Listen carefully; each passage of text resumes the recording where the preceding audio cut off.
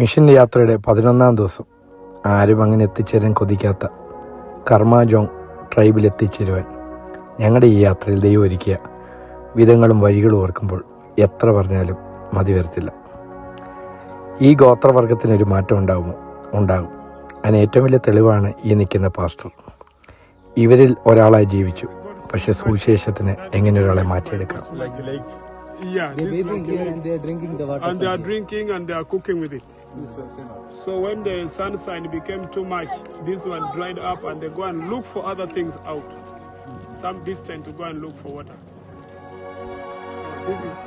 ഇങ്ങനൊരു വെള്ളത്തിൽ കുളിച്ച് അതേ വെള്ളത്തിൽ ആഹാരം പാകം ചെയ്യുന്ന ഒരു ഗോത്രം. ഈ ലേക്ക് അവർക്ക് ദൈവം കൊടുത്തതാണെന്നാണ് പറയുന്നത്.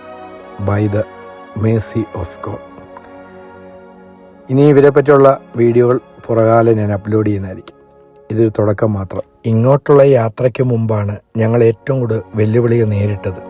ഒന്ന്, ഞങ്ങൾ പാർത്ത വീട്ടിൽ കറണ്ട് ഇല്ലാതെ 2 ദിവസം, മോട്ടർ കംപ്ലൈൻ്റായി. ഇങ്ങോട്ട് വരാൻ ഹയർ ചെയ്ത വാഹനം കംപ്ലൈൻ്റ് ആയതുകൊണ്ട് 8 മണിക്ക് പുറപ്പെടേണ്ടി ഞങ്ങൾ ഉച്ചയ്ക്ക് പുറപ്പെടേണ്ടി വന്നു. വഴി വെച്ച് അടുത്ത വണ്ടിക്ക് കംപ്ലൈൻറ്റ്. പക്ഷേ തടസ്സങ്ങളെല്ലാം നേരിട്ട് ഇവിടെ എത്തിയതിൻ്റെ പിന്നിൽ ഉള്ള രഹസ്യം, സന്തോഷം പുറകാലെ അപ്ലോഡ് ചെയ്യുന്നതായിരിക്കും.